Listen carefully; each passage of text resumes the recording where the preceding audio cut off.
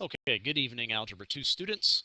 I appreciate you tuning in today. If you are tuning in to get your notes, you can give me your thank you tomorrow because there's not a whole lot to this. I'm just going to give you a couple of baby steps to write down, and then we will really get into it more tomorrow in class.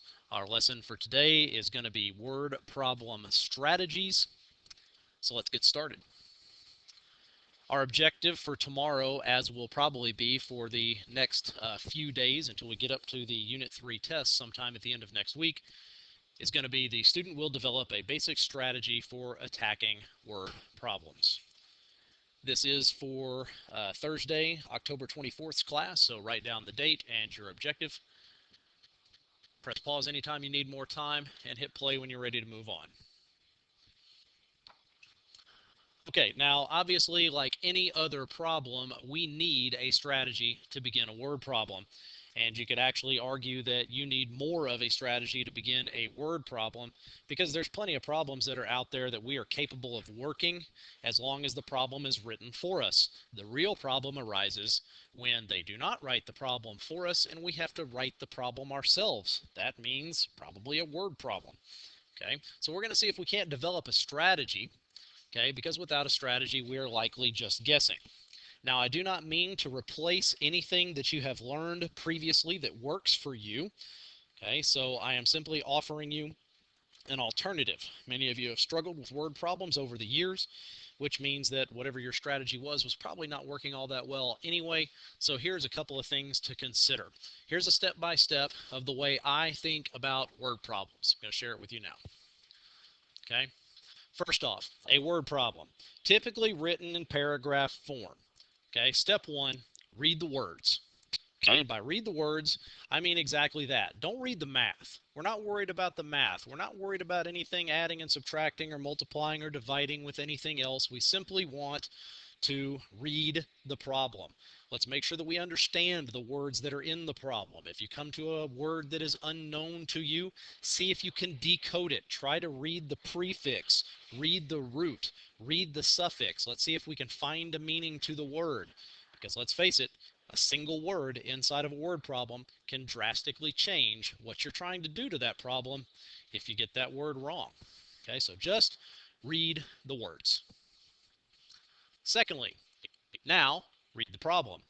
Okay, so the first time we went through, we were reading just the words, making sure we understand the English language that the problem brought to us.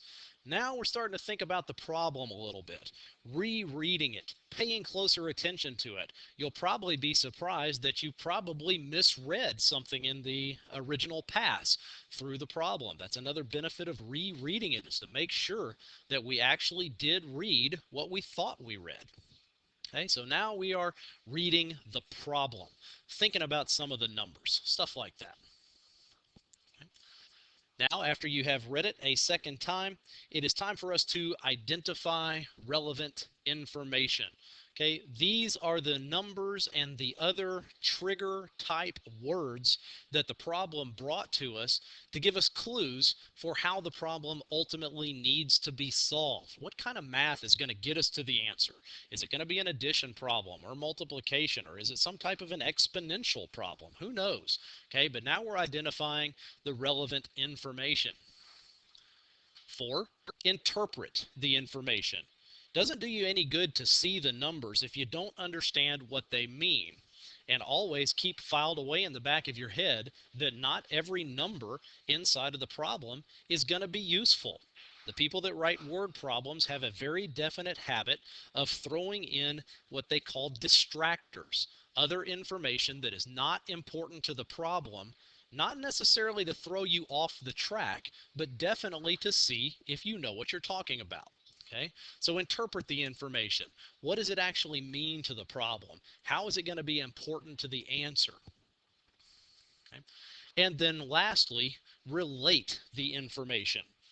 Okay, once we've identified all of the important information and started to understand what it means to the problem, it's time for the information to start relating to itself. That means an equation. We're going to have to write an equation that tells us, does this stuff add together to equal something? Do these two things need to multiply together to equal these other two things being multiplied together? That is where we get to the equation, relating the information. That is all of the notes, folks. What we're going to do tomorrow is we're going to spend the bulk of the class looking at several word problems, seeing if we can follow these 5 steps and start to work our way through word problems. I promise you they're not as scary as some of you have already programmed in your head, but they do require some effort, okay? Not as easy as non-word problems, but certainly not impossible. That's the end of the notes. Appreciate you tuning in. See you in class on Thursday.